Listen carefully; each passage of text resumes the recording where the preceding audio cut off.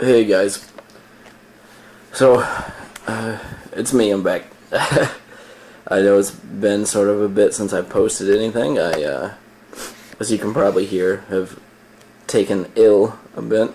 Been sick lately. So I've just there's a lot of been changes that have been going on, as you might notice here from looking at my component cabinet over there. That receiver is different. But yeah, I've just been busy with a lot of other things as well, and so a couple changes have occurred, so I thought I'd pop back in and give you guys an update. You have to excuse me if I've mentioned any of these things before. I have made a couple of these, but they've sort of fallen by the way. They never made it onto the internet, so I don't know exactly what I've covered and what I haven't covered. So please just ask your patience with that. But so yeah, let's start with the receiver that I mentioned up here. This guy finally found a receiver at a thrift store to replace that AV. What is that thing? Replace this guy here.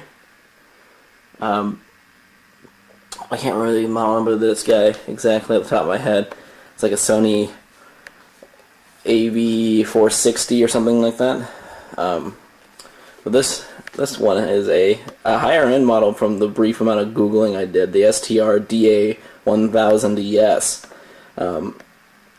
Apparently the ES model numbers are the like the primo level, right? The premier level, premium. This has been a really nice receiver so far. I picked it up for I think $50. It was more than I wanted to spend. I've been spending too much money lately on this stuff, but I saw that at the store and I couldn't really. I knew I wasn't gonna get in there a chance to buy one, so I popped down the money for that, and I may even pay too much. I don't know. I didn't really do any googling about on eBay about how much these guys sell for, but I really needed S-video inputs. I'm not sure if you'll be able to see from the back here. Let me turn on the automatic setting, or let me bump the gain up here real quick so you can see, because you probably can't see anything. Yeah, there we go. So, see here, let's switch back to the settings, and then we'll dump some gain into this. Ooh, that's gross. Alright, we'll leave it there. So yeah, this is the back of this guy here. So you can see it has many S-video slots running down there. It even has some component video.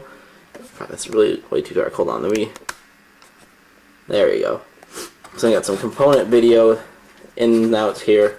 It's taken me a while to learn how receivers function. I should probably have read manuals, but one of those people who don't and really probably should read the manual more. But basically what I've learned from going through about 3 or 4 of these things trying to replace that 460 over there is that these blocks here on the back indicate the in-outs which are connected in some sort of way. So I can't like put something in here over through video 2 and have it come out over here in component, which is how it worked in my head for some reason. So that was the first problem with a couple of the receivers I'd bought, and I just didn't understand how they functioned in layout. So this guy has lots of S-video ports, which are real nice. So that way I can start hooking in, have a little bit of a quality bump. I don't know how much would actually be noticeable, but yeah. So pretty excited about that. The main reason I needed S-video though is from my computer. That's sort of the rat's nest back there. I have installed a, let me see actually if I can get down there and show you. Hold on a second. Alright, you can't see it really well, but there is inside of this case an EVGA GTX 280. Yeah, it's too dark in there, but found that guy on eBay for I think $25 or whatever plus shipping. So it rounded out to be about $30 for him. But I was looking at that guy because it has S-Video outs that you can use. So I ran that, and actually right now it's running into this, my computer's running into this JVC S-Video player. It is the HRS 3600U. So and this has a S-Video in and out, and it's looping from the computer to the in port, and then the out to the S-Video. So now I can record directly from what happens on my PC onto VHSs, which is really kind of cool. So I have one of those RCA to 3.5 millimeter cables running from the back of my computer up to the back of this guy, so I can record audio and video from my PC onto VHSs, which has always been something I wanted to do. I don't know if I mentioned this monitor. Actually, this monitor is different. It replaced my new Asus 240 or 240. I don't remember what the model of that Asus is. It was a gaming monitor, and I really don't play video games anymore, so I didn't need it. So I got rid of that guy. When I saw this guy at the store, I do a lot of thrift store shopping now since I've started doing this. But anyway, this Dell monitor has some neat features. I've been sort of browsing around for a monitor, just because I wanted a 4x3 monitor so I could edit these videos in their proper the proper aspect ratio. So, and I saw this guy at the Goody Dubs of it taken to call Goodwill. I was very interested and picked it up because it has, I don't know if you can see there, there's the power on the far end there. There's the power, which leads down to a power brick. I got stashed behind the desk there. Then next to that is a component video in. Then next to that, that's plugged in right now, is a DVI cable. But in between the component and DVI cables, there is a S-Video input as well. And it has this neat, you'll see here, there's two USB ports and then two more around there, and then a USB cord that runs down to your computer. So it's like so not additionally to being a monitor, it gives me sort of a USB hub as well, so that way I can keep my external hard drive plugged in up there, or my video capture little USB dongle up there, which I've ordered a replacement for. I've actually ordered a TV tuner card for my PC, so I'm going to slap that guy in there and see if that does anything to the quality of these videos, rather than running it through that sort of janky USB dongle. Stereo Dust Particles was talking about those the other day. So, because he did a review of the Ion one I've seen online. So, I will let you guys know how that works out. What else do I have new going on around here? Oh yeah, I have all this stuff going on. So, there's a stack of components. The bottom there is that Sony ST-AAV460, or I can't remember a lot of numbers of these things yet. That old receiver I was using, that replaced by that 1000. On top of that is a tape deck I picked up. I've been thinking about getting into some cassette recording audio onto cassettes and dicking around with that kind of stuff. So we'll see how that works out.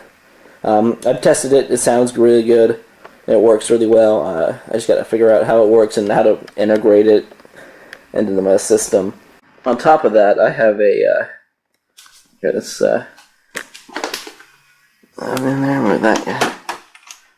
I have a Technics EQ here, grab SH-C250 equalizer.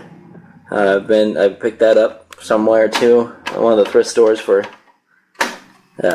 like $10.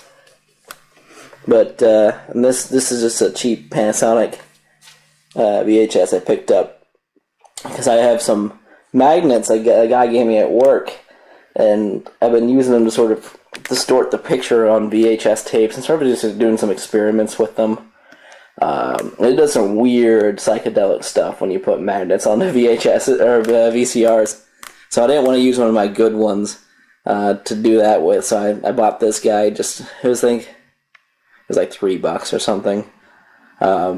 So that way I didn't ruin any of my good VHS players.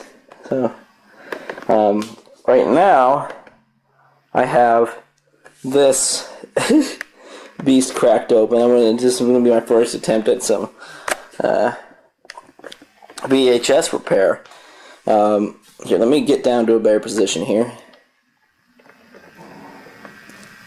Okay, so what we have here is a Sony SLV720HF, a VCR player, which I thought at first, due to the jog wheel here, was an SVHS player, but it is not, as far as I can tell, an SVHS player.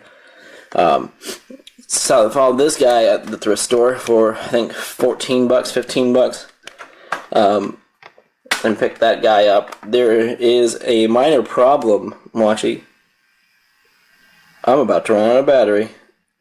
Okay, so apparently all my L-series batteries I've killed somehow without realizing it. So those guys are all stacked up over there now, getting their charge on. Got one in the charger and two in the holster. This guy's hooked up by the power cable right now. So back to this. I found this at the thrift store, like I said, for $15. And it's actually really in nice shape. Only a couple minor scuffs and dings on it. The plastic is in really clean shape. There's no real sign of aging or fading. Anyway, so I grabbed this and powered it on, and I learned a lesson from this machine. I had grabbed one of my tapes just laying around, and I threw it in there, and listen to this. It makes some horrible... I don't know how well the camera picks that up.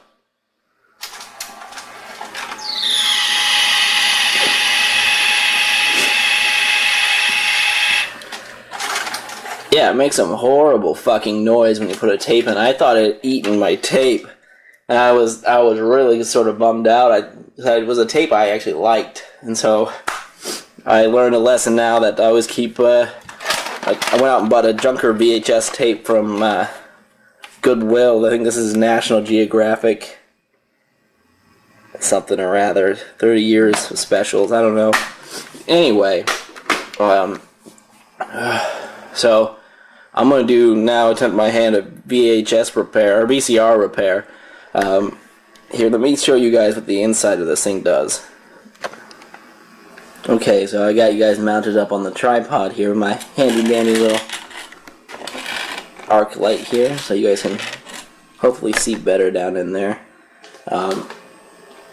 So here, let's give this a shot, and so you guys can see the internal goings on when I put a tape inside. So, down here. Ooh, that's hot light.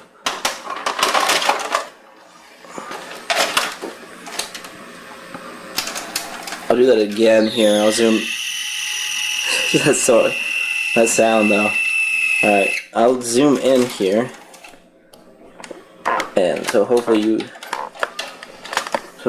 actually here, let me move this camera around to the other side. There, now we're just directly on top of the workings of the VCR here. We got the flywheel type deal back there, the rails, and here's the tape. So we'll push this guy in.